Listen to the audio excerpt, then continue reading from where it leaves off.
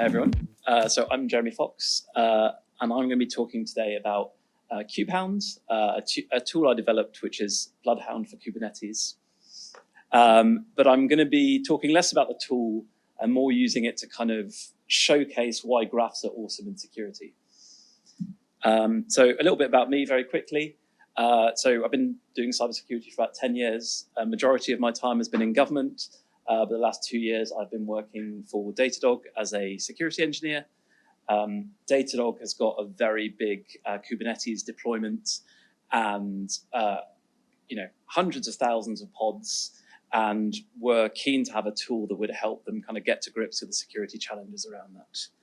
And that's why I got to build KubeHound. So I'm going to do a very brief introduction and try and get everybody up to speed a little bit on Kubernetes so you can at least understand like 60% of what I'm saying. And then we'll get into the meat of the presentation. We'll talk about some problems, probably problems with which you're all familiar. Then we're going to talk about how graphs will help solve those problems. Then we're going to use KubeHound for a couple of live demos and show how it solves those problems. And then I'll talk a little bit about the development process for this tool and kind of help you understand how you might be able to build something like this for other use cases. And then we'll do a sort of wrap up and Q&A at the end. So let's get right into it with some Kubernetes 101. So let's try this. Kubernetes, it's an open source container orchestration platform. What does that mean is it automates the deployment, scaling, and management of containerized applications with a particular focus on high ability and auto scaling. So what's a container? A container is a lightweight, standalone executable software package. It basically takes an application and all its dependencies and puts it in one nice little bundle that's very easy to deploy. What's particularly useful for security applications is you can sandbox the execution of that application very carefully. Now, a pod is the smallest deployable unit in Kubernetes, and it's made up of a bunch of containers that share certain things like network, access, storage. And a pod is basically designed to run a single instance of an application made up of several containers. So you might have like a web server container with a database container and a monitoring container all together in one pod, and that's your app. And then finally, a node is an actual sort of physical or virtual machine, which is the worker machines in a Kubernetes clusters, and that will host a bunch of pods and provide them their resources, so CPU, memory, storage, for running those containers. And a bunch of nodes are grouped together in what's called a cluster, which would be basically like a data center in the on-prem world. Now let's talk about what's Kubernetes security and a few things that are relevant. So the big ones are container escape. As I mentioned, containers are sandboxed applications. If they are misconfigured, you can use a container escape to gain access to the node, because the node is running a bunch of different pods and a bunch of different containers, and you'll have access to all of those immediately. That's a very powerful primitive. Then identity. So Kubernetes has a concept of identity, sort of pretty standard with all these kind of systems. The important thing is service accounts, sort of robot accounts, user accounts represent human users, and groups just put all these together in a bundle. And pods run under a particular service account. Now, Kubernetes roles, there are a set of permissions granted to an identity on a specific resource, much less kind of flexible and fine-grained than things like Windows permissions. The big thing only is you cannot deny. So it's default deny everything, but you grant access and there's no way to take it away.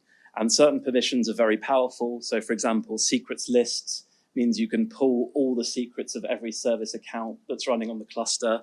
Pod exec means you can run a shell on any pod in the cluster, and so on and so forth.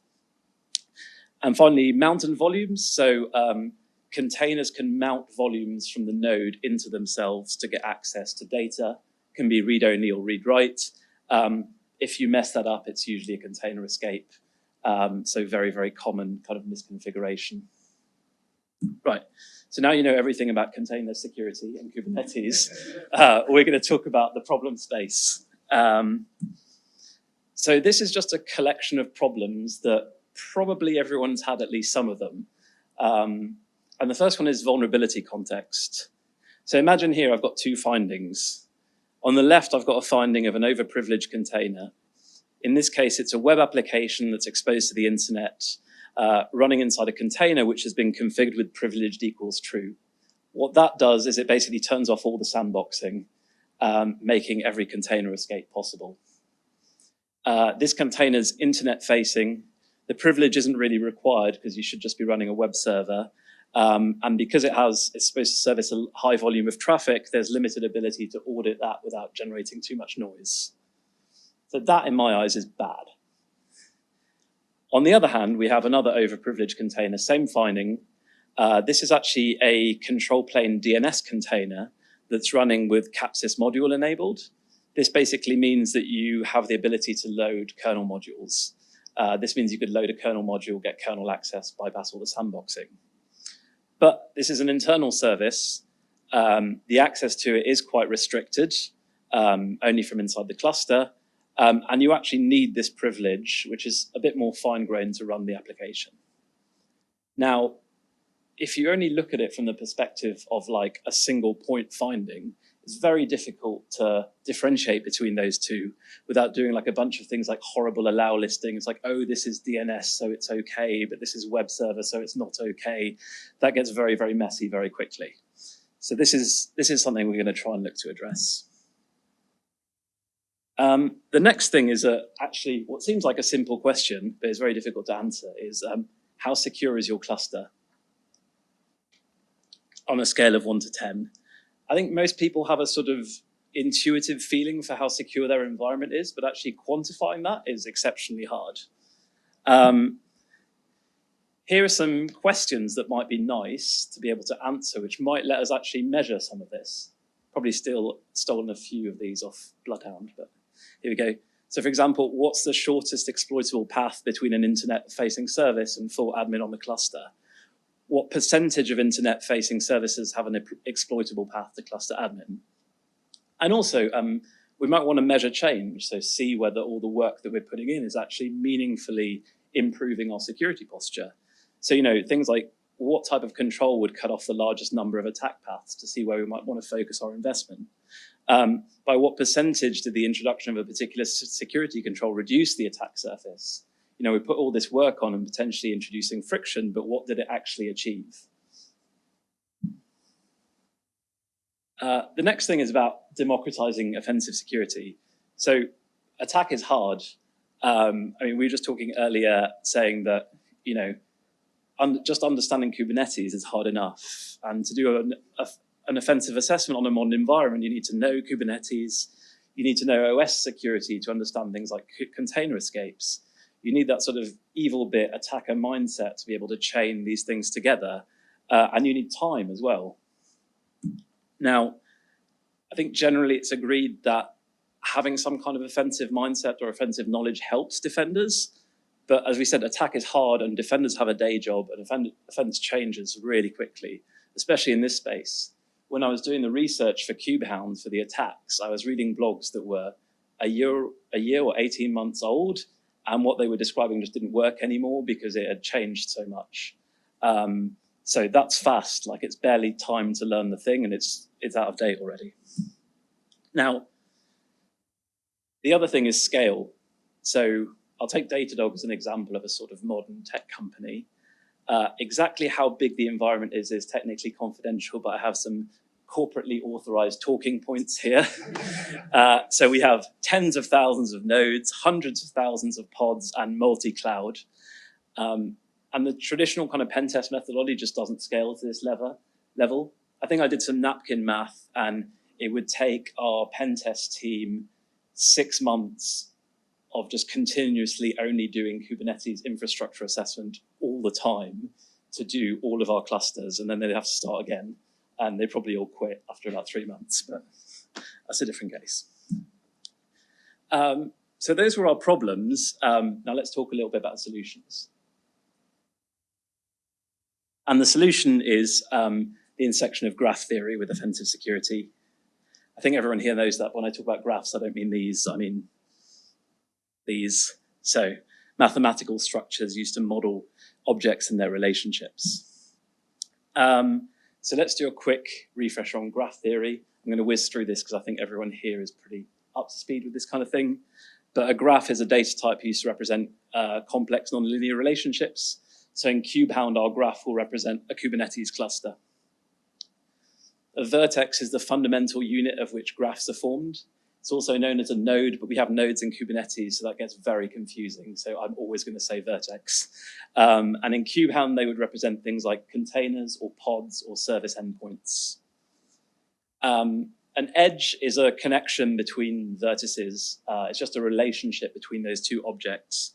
So in KubeHound, for example, a container escape edge would connect a container to a node.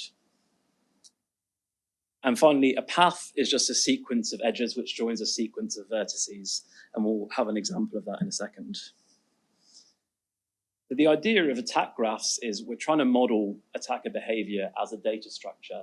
I've got a simple example here. So on the top left, we've got an endpoint that's running Java JNX, which if you haven't used it before is a very exploitable, fun thing to play with. So you can exploit that fairly easily if it's not been locked down. So we draw an edge, exploit Java JNX RMI towards our container, which is running a web server.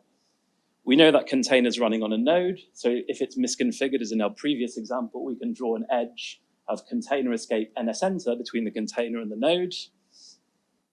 The node, as we discussed, is hosting all the storage for all the containers. So the node, we can draw a volume read edge, which represents the ability to read the var lib directory. And the var lib directory contains the tokens for all the service accounts for the pods. So because we can read that volume, we can then steal the token and we can link volume to identity via token steal edge, which represents us going essentially from an endpoint exploit to being able to run as an identity, in this case, admin within our cluster.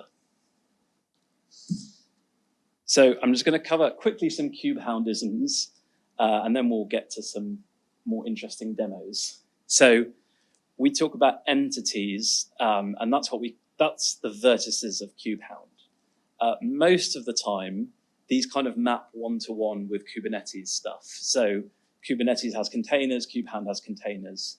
But there are a couple of times where the Kubernetes abstraction didn't quite work in our model. So we had to kind of change it slightly. So for example, in Kubernetes, you have roles and role bindings, and role bindings link a role to an identity. There's some complexities around that. So we created a permission set entity, which just represents permissions that somebody has on a resource. So they don't always map one-to-one. The next is attacks. So inspired by Bloodhound, all the edges in the KubeHound graph represent attacks and a kind of net improvement in an attacker's position or a lateral movement opportunity. And then we have this concept of critical asset. So again, in Bloodhound, you might have domain admin. We call critical asset anything that would give you cluster admin or equivalent. And equivalent is doing a lot of work here, level access. And then a critical path is just anything that you start with and ends with a critical asset. And we kind of mostly work with critical paths because that's what's interesting to us. So let's jump into what actually is KubeHound. So KubeHound will basically create a graph of attack paths in your cluster and now allow you to identify the paths an attacker can take visually or through graph queries. You have an example here of a very simplified graph. And everything is calculated at query time. And because all our edges are attacks, it means that if any entity is connected to a critical asset, it means that that entity, a compromise of that could result in complete control of your cluster. So this hasn't rendered very well on this, but at the bottom there, you have an endpoint in blue. That endpoint has paths to these three red dots here. Those three red dots represent critical assets. And so you have a critical path from that endpoint through various different ways that get you cluster admin. So demo time. So what we're going to do is we're going to do a couple of case studies with KubeHound to show how it works in a little bit more detail and how it solves those problems that we've discussed. And the first one is, can we use KubeHound to find a very complex path, so 10 hops from exposed service to a critical asset? So this is something that would be very difficult and time-consuming to find manually, and we're just going to do it in a few seconds with our queries. And if this doesn't work, I do have a backup video. So the interface that we have is Jupyter Notebooks. It doesn't necessarily look so pretty at the start, but it does let you share like pretty complex snippets of code and workflows between the teams, and kind of works well in the Datadog kind of DevOps environment. But you can plug in any kind of graph UI that you'd like into this product, because ultimately it's just an API. So here I've got a little notebook that I've set up. So I'm just connecting and setting up my visualization options. And now we're going to get to the fun bit. So what we're going to do here is just an initial recon of the environment. This query language is called Gremlin. It's an open source thing released by Apache. It's a bit of a steeper learning curve than Slifer, but it is very powerful, and we have augmented it with our own DSL to try and simplify things a bit. I'm kind of showcasing quite complex workflows here, but you can just do kh.services.criticalpaths to get you some pretty interesting information straight away. So if I run this, I've got my sample data, which is in the repo and you can use. And this is just going to give me the port, the name of the port, and the container image of every service endpoint in my cluster which has a path to a critical asset. So what I can do now is I can kind of compare these to my like notional red team exploit catalog, and I can say, okay, if I've got an exploit for any of these, I can pretty much go to cluster admin using the path that KubeHound's going to show me. So we're going to focus on this web proxy service port. So that's running on port 80 on an Ubuntu container. Now imagine we have an exploit for this. What we can do is then use this query to say, so if I start with this port, show me the critical paths that I can work through to get to cluster admin on this. So this is what that graph looks like. Just giving you a high level view, but you'll have an endpoint that you start with, terminate, and lots of different paths that terminate in these red dots, which are our critical assets, so complete takeover of the cluster. So we're not going to look at that because it's a bit too complex right now, but what we're going to do is we're going to tease out a single attack path.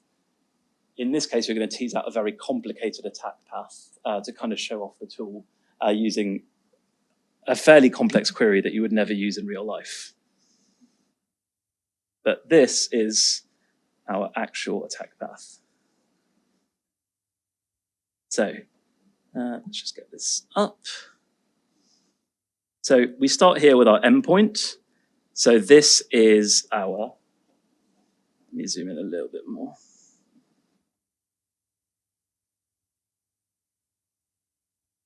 And a little bit more. That's probably too much. Right. So yeah, this is our endpoint. We know we have an exploit for it, so we can exploit that, and we end up here, which is our container, which is running that service. This container has been misconfigured, so we have a CNS-enter edge here, which represents a container escape.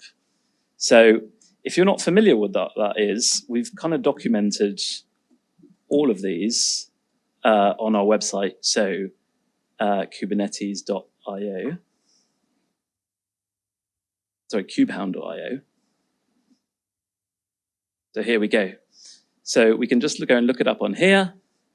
And this is all the details about what the attack is, what you need to execute it, the command line that you need to exploit it, some stuff about defenses and how you could find it, and then some references to more in-depth kind of security blogs or documentation, and also how we go and calculate that within our tool. So every single edge that you see here is going to have a corresponding entry in that you can use to kind of figure out the details. So, okay, now we've escaped the container, we're on a node. So because we're on a node, we can access all the volumes. So we're going to access this volume, which is the var lib kubelet pods volume. So that represents the files. That represents the file system that holds all the secret tokens for the pods. So we can then steal a token, and that will get us this, which is this pod exec service account. This will have, we can discover its permissions, and this will have this particular permission here, which is the ability to exec pods, which means we can do a pod exec and get onto this other pod. This other pod is running this container. This container is also misconfigured. So you can use the cnsenter attack, which will get you onto this second node, which is different to the original node. And finally, this node, sorry, this table's a bit wobbly. And finally, this second node is running under an identity, which has some permissions. And those permissions are,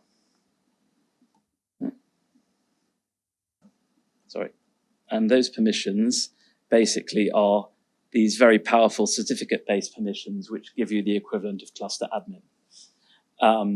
So that is a 10-hop attack chain going from an initial exploit of a service to full cluster admin, going through multiple container escapes.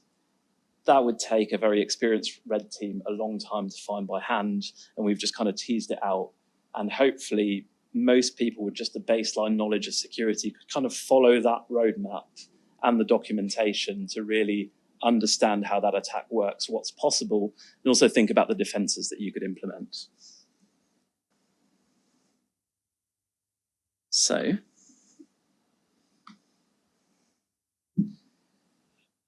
in terms of our demo, I think what we've done there is we've shown some vulnerability context, because we've seen that a vulnerability on that endpoint, does have a path to an admin.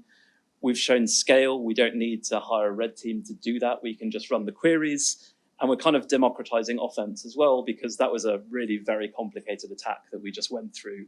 And hopefully that's something that you can to some extent follow along, just doing the steps that I did, maybe a bit more slowly. So let's jump straight into the second question, which is trying to answer that: how secure is my cluster? And trying to track that metric over time. So we're going to do a much shorter, simpler demo, doing some security metrics calculation on our vulnerable cluster. Spoiler, this is the sample cluster, so it's not going to be good. So this is another workbook. These workbooks are in the KubeHound repo, so you can just go download this, run a couple of commands, get up and running, and go through all of this yourselves. Let's look at the first one. This is a very simple metric: is what is the shortest number of hops that I can go from an exposed services to a critical asset? So this is this KubeHound DSL here that we have. So this is just going to give me back a number, in this case 4. That's generally quite bad, because that means it's pretty much straight there. The next thing that we can do is we can just count up the critical paths. This is not super useful by itself, but it's a pretty good way to kind of track progress, because you can kind of see the reduction as you try and implement various security controls. So again, this is just a number, but it might be an interesting one to track the progress of. What's more interesting is this. This is super complicated because I've done it as a one shot. If you break it into 2, it's a lot easier. But what this is going to do is basically tell me what percentage of my services that are exposed outside the cluster have a path to a critical asset. 100%, so that's not great. Okay, that's not good. So let's actually think about how we might want to go about and fix this. So what I'm going to do here is I'm going to look at those paths. I'm going to stop at 5 hops to try and find the easiest path for an attacker. And I'm just going to look at like how frequently each thing comes up and whether I can see some patterns. So this hasn't rendered very well, but this is basically a map which has the attack paths and how often they come up in the cluster. What we can do is do a bit of analysis here, and we can say, okay, I kind of see these container escapes here come up in almost all the attack paths. So the question is it worth my security team spending some time to try and fix these, maybe cause a bit of friction with the developers, but actually, is that worth the effort in the reduction that we'll see in attack paths? And we can actually get a very good answer with this in KubeHound very quickly by calculating the number of attack paths, which we did before. Now what we can do here is we can calculate all the paths but exclude those two attacks that we talked about. So we can see there, and then we compare those two numbers, and we basically see that by taking out those two attacks, we've got a 65% reduction in attack paths from exposed services to critical assets, which for me would then be a very good investment to try and lock those down. And that's the kind of analysis that you could just repeat again and again.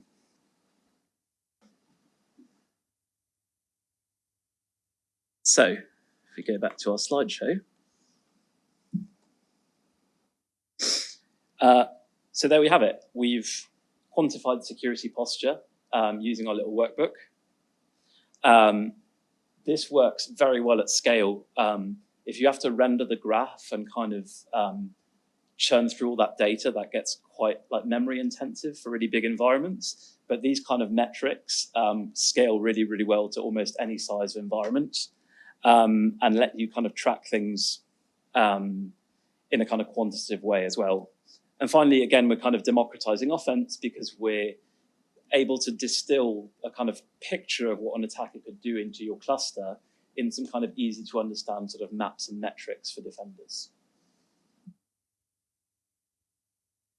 And so I think what we showcased there is that KubeHound can actually solve a lot of these problems that we discussed at the beginning. And so what I wanted to do here is just kind of take a little bit of a step back. We've shown the tool. What I wanted to talk through is a little bit of how the development process works to do something like this, because you could pretty much apply these steps to any kind of system. So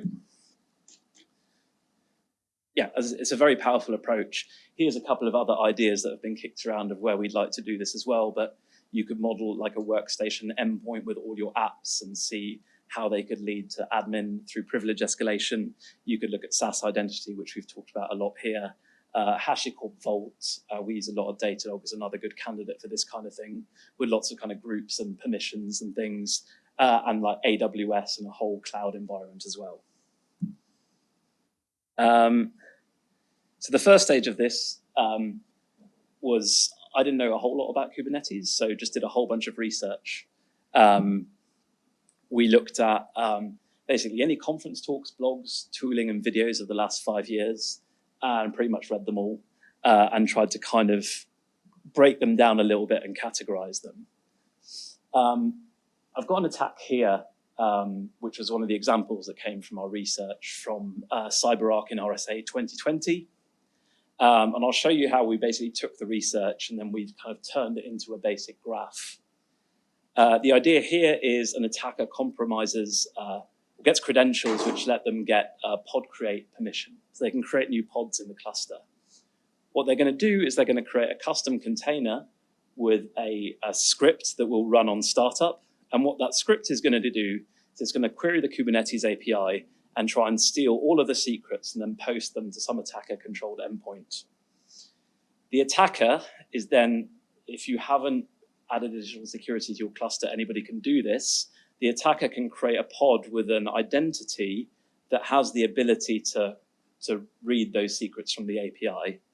And so they're going to create the pod with that identity that's going to run this script. And that's just going to run, take all the secrets and punt it to their endpoint. And that's it. It's actually a very simple attack, but incredibly powerful. I picked it because it was quite interesting. It's had lots of different bits. You create a pod, there's identity, there's RBAC, there's secrets. And so what we start with is kind of sketch a little thing like this. Bear in mind, we're doing this at every single thing that we researched of like, what are the bits that are involved? Like, how do they relate together? And kind of just do that for every attack that we have. Once we've done that a few times, we start to see some commonality. We refine our model a bit, and then we can port it to a graph database. I actually initially wrote this in Neo4j. I just had a Neo4j script that was creating these things in the graph database, and I got, this is the same attack, but in Neo4j with our things. And then what we do is we just do it again for all the attacks. So these are all the edges that we have in KubeHound right now, and we just kind of iterate and make sure that the model worked. And sometimes it didn't quite fit, so we change something to make it work, and just keep doing that until we could model all of these attacks using our graph model. And then that was, we had a kind of a lot of confidence at that point that our model was kind of along the right track. The two things we really wanted to make sure of was that the model was complete, and also that we're not processing unnecessary data, because there's a lot of performance considerations around this, given the scale that we're operating at, and we wanted to minimize doing unnecessary work. So once we've done that, we've kind of got a lot of confidence that we're sort of along the right track, and we can move on to the design phase, which was translation of source data to graph.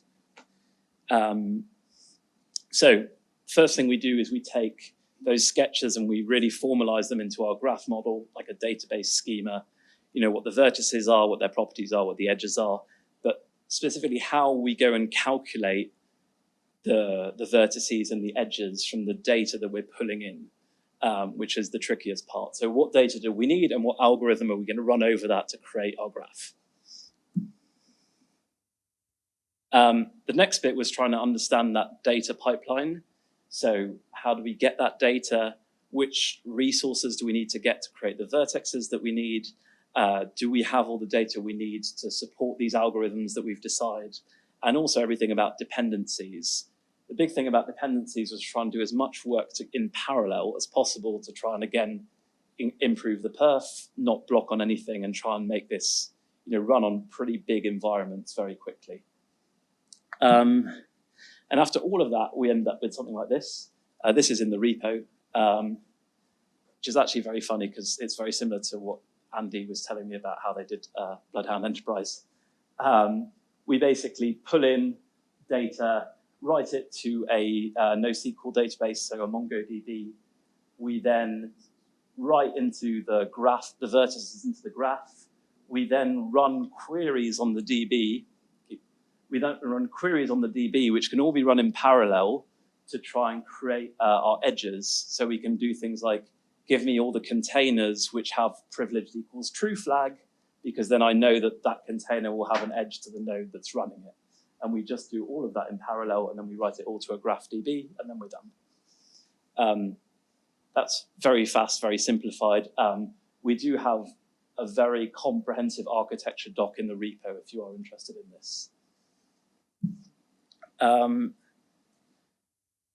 In terms of the implementation, the kind of things that we wanted to focus on was building for scale, focusing on performance, realizing that a lot of things are going to change. We always knew we wanted to build this for an open source release. And we wanted to make it really easy, in particular, for people to add new attacks. So, you know, if a new technique comes along, or particularly that's where we're hoping most of the open source contributions would come from, is adding a new attack should be quite easy. And I think that we've actually managed to do most of these things. In particular, the performance was the biggest thing, and where we put the most amount of work and had the most iterations. But if we look at a cluster of 25,000 pods, which is like a typical cluster size at Datadog, the initial version, even with all the clever stuff we'd done about like parallelizing stuff and writing it in, these graphs are pretty big, like they've got millions of components in. That was taking 10 hours. That was way too long. V1 kind of improved a bunch of things and like streamlined it a bit, and we got it down to 1 hour. And then I sort of drank a lot of coffee and spent 2 days trying to get it really fast, and I managed to get it down to 5 minutes. And I think we'll probably write up a blog on all the things that we did to get to that, which sort of we're very happy with. Those 5 minutes are also mostly due to API rate limiting, because we don't want to knock over our Kubernetes APIs. If if you allow infinite rate limiting, which I wouldn't recommend, it takes about 2 minutes. And yeah, that is pretty much all I had to say. But I really think that this kind of automated processing and graph creation is a real game changer. Some of the things I've kind of learned along the way from developing this is it's pretty good to have that very quick ability to get a high-level picture of your security posture. And I think that's something that's really hard to do without something like this. These kind of graph technologies can, if you build them correctly from the start, they can scale horizontally to any kind of size environment. We've used a Janus graph as a backend here that can scale, we think, to the full size of Datadog with all their clusters. And the biggest thing for me is they kind of act as a force multiplier. You're kind of sharing the mindset of, all the researchers who've created these great attacks and, your own offensive security team, and you're sharing that with defenders in a kind of very seamless way. And I think that's incredibly powerful. So TLDR, I think attack graphs change the game, and I think it'll be the natural evolution of security tooling, although it might take some time. And that is everything for today. So thank you for coming to the talk. I hope it was good.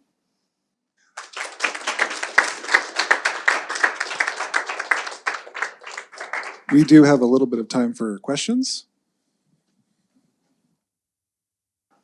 Yeah, I just had a quick question for you. It was nice to hear the methodology and the thought process through the entire development of KubeHound. What level of effort would you say that is? Was this like a 6-month project with 5 people or like? So the V1 was 6 months of 1.5 people, I would say, to give you. Yeah, wow, thank you. Yeah.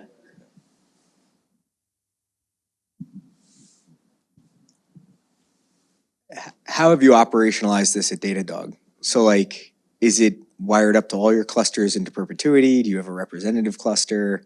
Is it something that somebody takes time to go do periodically, or is it fed in continuously? I'm just curious how you've made use of it. Yeah, so this is kind of what we're building to. The end state vision that we wanted to get to was these things run on all of our clusters basically every 24 hours and build a big graph.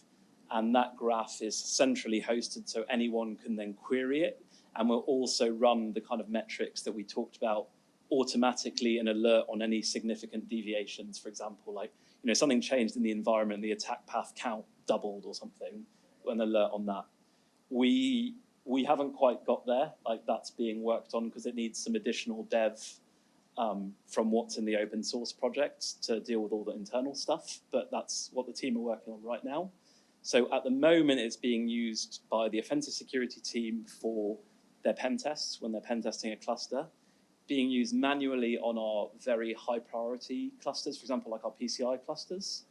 And it's also being used by things like threat detection teams to try and understand a sort of representative cluster in the threats that are there, using that map that I showed earlier, and try and, focus some of the detection efforts. Very quick one about the data collection. What type of permissions are required to see all this in a Kubernetes cluster? You need, there's 2 modes. The connected mode is querying directly the API. So you basically need read on, pods, nodes, endpoints, roles, and role bindings. You can do it in offline mode where you basically dump JSON files using whatever permissions you have, and then it will just ingest the data. That's obviously, the data can get quite big there, but if you're not comfortable hooking it up to your environment, that's kind of why we have that. And that will be one of the building blocks for the service offering that I was talking about, so that we're not directly linking it to the APIs. Other questions? For development, what kind of tooling are you using? Are you using any operators? Are you using a Kubernetes SDK or anything like that? Yeah, so it's all written in Golang. Use the Golang SDK, and Kubernetes is all written in Go, so you plug in really nicely to all that tooling. Yeah, there's the main dependencies are Kubernetes, the different storage solutions, so Janus Graph and MongoDB, and the rest is pretty much all kind of custom code. It's not a very big code base actually, when you look at it. It's one of those where the design and the research bit with the bulk of the effort and the implementation, once you get it right, is reasonably streamlined. Okay, thank you. And it's all the code's on GitHub if you're interested. Great talk. Have you been in any conversations where a finding from KubeHound is being presented to an admin and the admin is being asked to change a permission, change a setting to remediate the attack path? And if so, how do those conversations go? Yeah, we definitely have that. We had some very interesting ones on some of the PCI clusters where some very slightly overly loose permissions, based on what the team had visibility on, they were totally fine. It basically gave you the ability to update pods, but they didn't have any pods that run with elevated permissions, so it effectively didn't matter. The problem is they were sharing nodes with a team that did have those, and because their permissions were slightly too loose, you could basically update another team's pod and then get a container escape and then get on the node and then you got admin. So we presented the findings. Actually went surprisingly well. Some things they were able to fix instantly because they were just like, oh, we should never have done that in the first place. Others kind of highlighted that certain design patterns were suboptimal, but they've definitely then had efforts to go and tackle those. I think they were generally very receptive once they saw the findings. Before they were a bit skeptical, but when you presented them with some concrete stuff, it was a lot easier. Time for one more. Wow.